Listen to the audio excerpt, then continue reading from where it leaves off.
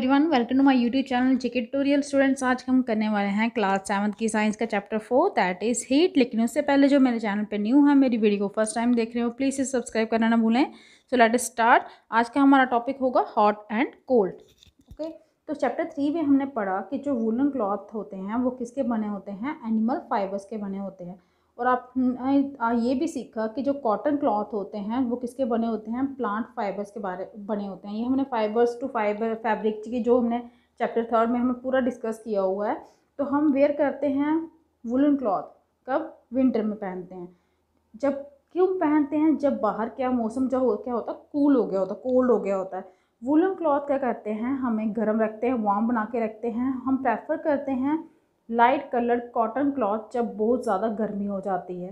तो ये हमें क्यों फीलिंग देते हैं कि हमें कूलनेस बनाते हैं। आपको पता है कॉटन क्लॉथ्स जो होता है वो इवोपरेट कर देते हैं, इसकी वजह से कूलिंग होती है।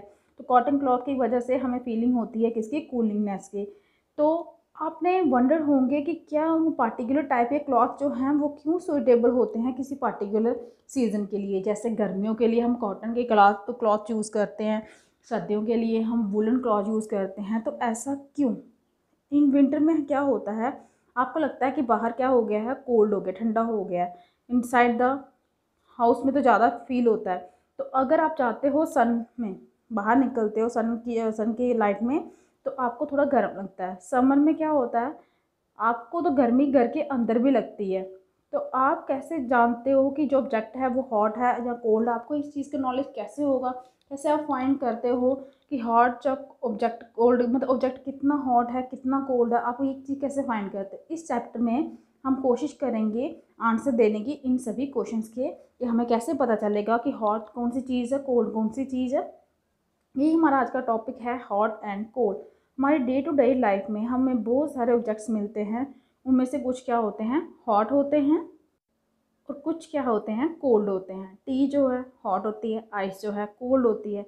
ऐसे ही हमें ऑब्जेक्ट की लिस्ट बनानी है जो कहाँ पे है, टेबल 4.1 में। और हमें बताना है इनमें से कौन से हॉट हैं कौन से कोल्ड हैं। जैसे कि यहाँ पे दिया गया है कि आइसक्रीम क्या होती है, आपकी कोल्ड होती है।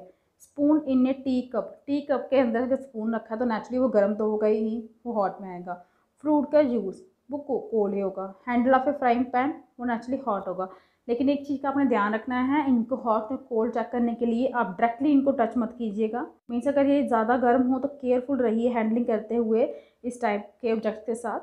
आपने देखिए बहुत सारे ऑब्जेक्ट्स होते थे कोल्ड है, लेकिन कुछ क्या थे, हॉट भी थे। आपको ये भी पता है कि कुछ ऑब्जेक्ट्स जो है वो हॉट होते हैं than other, while some are colder than other. मतलब कुछ ऐसी चीज़ें होती हैं वो एक से, मतलब कोई चीज़ गर्म होगी लेकिन वो उससे भी ज़्यादा गर्म होगी। और कई ऐसी ठंडी चीज़ें हैं वो दूसरी ठंडी चीज़ से भी ज़्यादा ठंडी होंगी। तो कैसे हम डिसाइड कर सकते हैं कि कौन सा ऑब्जेक्ट को किससे ज़्यादा गर्म है? हम ज़्यादातर चेक कैसे करते हैं, इसको टच करके ऑब्जेक्ट से करते हैं। लेकिन हमारी जो सेंस ऑफ टच है वो रिलायबल है। कैसे अब फाइंड करते हैं, इसके लिए हमें देखिए एक्टिविटी यहाँ पे दी गई है 4.1। एक 3 स्मॉल टब लीजिए, आप कंटेनर बोल सकते हो, उनको नाम डाल दिया आपने ए, बी और सी। उनमें कोल्ड वाटर रखिए ए में एंड हॉट वाटर रखना आपने कंटेनर बी और सी में। मीन्स ए में आपने कोल्ड वाटर रखना है, बी में आपने हॉट वाटर रखना है, और कोल्ड और हॉट वाटर दोनों को मिक्स करके आपने रखना है सी में। अब अपने डिप किया कीजिए अपने लेफ्ट हैंड को कंटेनर ए में और राइट हैंड को कंटेनर बी में। Keeping the hands in the two container 2 से 3 मिनट तक रखना अपने अपने हैंड्स को।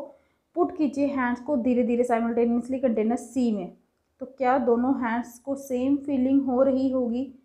क्या दोनों को मतलब एक जैसा लग रहा होगा?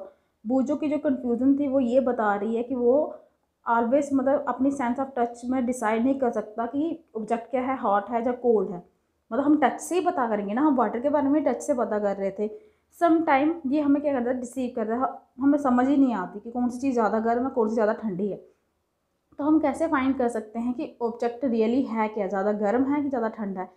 तो रिलायबल जो मेज़र होता है इसका हॉटनेस ऑफ ऑब्जेक्ट का, उसके टेम्परेचर होता है। मतलब हमें कैसे पता चलता है कि हमें अगर मेज़र करनी हो हॉटनेस किसी ऑब्जेक्ट की, तो हम कैसे डिसाइड करते हैं, हम उसका टेम्परेचर फाइंड करते हैं। टेम्परेचर जो है हम मेज़र करते हैं एक डिवाइस से जिसे हम कहते हैं थर्मामीटर। ये चीज़ याद रखिएगा। थर्मामीटर क्या करता है, टेम्परेचर को रिकॉर्ड करने में, मेज़र करने में हेल्प करता है। तो यही हमारा नेक्स्ट टॉपिक है, मेजरिंग टेम्परेचर। हम टेम्परेचर को कैसे मेज़र करते हैं। आपने कभी थर्मामीटर देखा है?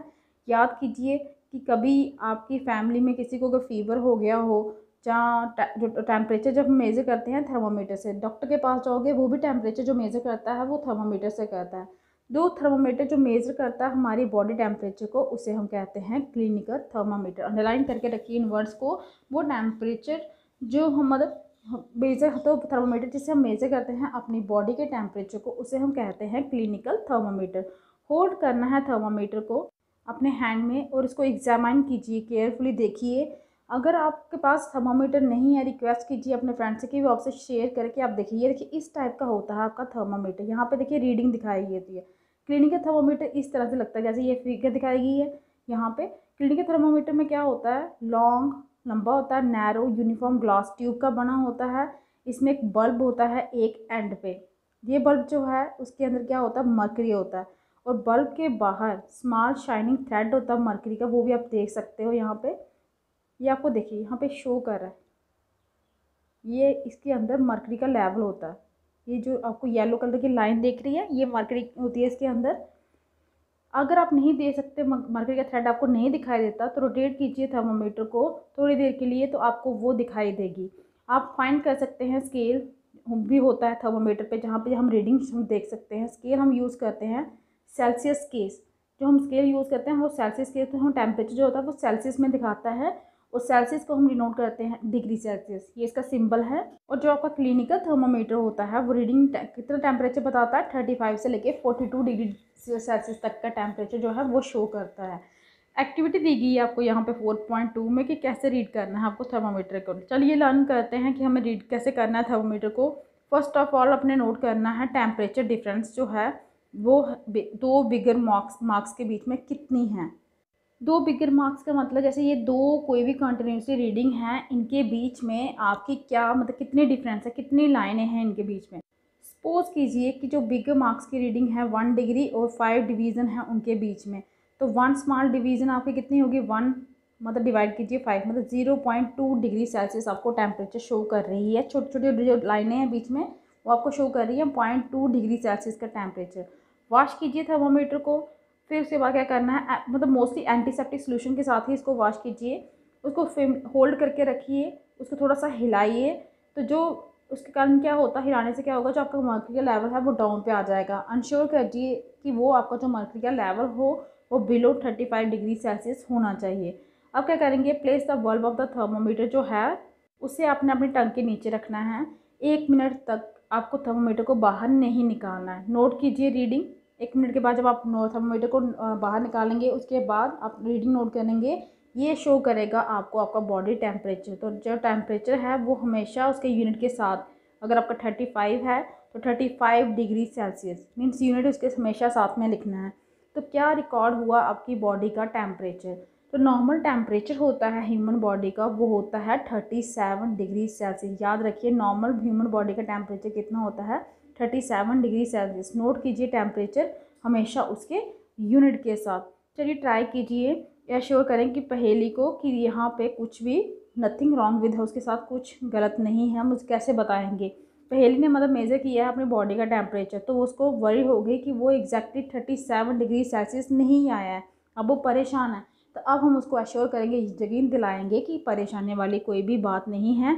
उसके लिए क्या हम करेंगे, एक और एक्टिविटी दी गई है, मेज़र कीजिए बॉडी टेम्परेचर कुछ अपने फ्रेंड्स का, एटलीस्ट 10 फ्रेंड्स का, किसके साथ, थर्मामीटर के। उसके बाद आपने क्या करना है, रिकॉर्ड करनी है ऑब्जर्वेशन टेबल जो 4.2 आपको लास्ट में दिया गया था। तो जो बॉडी टेम्परेचर था हर एक पर्सन का 37 डिग्री सेल्सियस था। तो जो टेम्परेचर होता है हर एक पर्सन का वो 37 डिग्री सेल्सियस नहीं होता। ऐसे तो नॉर्मल 37 डिग्री सेल्सियस होता है, लेकिन हर किसी का 37 डिग्री सेल्सियस नहीं होता। कई बार क्या होता है, किसी का टेम्परेचर थोड़ा सा ज़्यादा हो जाता है, कई बार किसी का टेम्परेचर थोड़ा सा कम हो जाता है। एक्चुअली जो हम नॉर्मल टेम्परेचर कहते हैं वो एवरेज बॉडी का टेम्परेचर होता है, large number of healthy person. ये मतलब ये 37 डिग्री सेल्सियस जो टेम्परेचर जो हम बोल रहे हैं नॉर्मल टेम्परेचर था ह्यूमन बॉडी का, ये उनके लिए है जो मोस्टली क्या है, हेल्दी पर्सनस हैं। क्लिनिकल थर्मामीटर जो इस तरह से डिज़ाइन किया गया था होता है कि वो मेज़र करता है टेम्परेचर ह्यूमन बॉडी का ओनली। टेम्परेचर जो ह्यूमन बॉडी का नॉर्मली जो है वो 35 के नीचे नहीं होना चाहिए और 42 के ऊपर नहीं होना चाहिए। ये ही रीज़न है कि थर्मोमीटर की रेंज 35 से लेके 42 डिग्री तक रखी गई है, क्योंकि वो डिपेंड करता है कौन से ह्यूमन का, किसी का ज़्यादा हो सकता है, किसी का कम हो सकता है। एग्जैक्टली 37 डिग्री सेल्सियस उन्हीं का आएगा जो हेल्दी पर्सनस होंगे। था हमारा टॉपिक कि हमने कैसे टेम्परेचर मेज़र करना है, कौन कौन सी चीज़ें यूज़ होती हैं टेम्परेचर मेज़र करने के लिए, दैट इज़ थर्मोमीटर। और हमारे टेम्परेचर मतलब रेंज क्या होती है 35 डिग्री से 42 डिग्री सेल्सियस तक। सेल्सियस जो है वो यूनिट है मेज़र करने का टेम्परेचर। तो अगर आपको मेरी वीडियो अच्छी लगी हो तो प्लीज़ इसे लाइक कीजिए, शेयर कीजिए, चैनल को सब्सक्राइब कीजिए, ताकि आपको मेरी लेटेस्ट वीडियो जो है वो टाइम टू टाइम मिलती रहें। Thank you.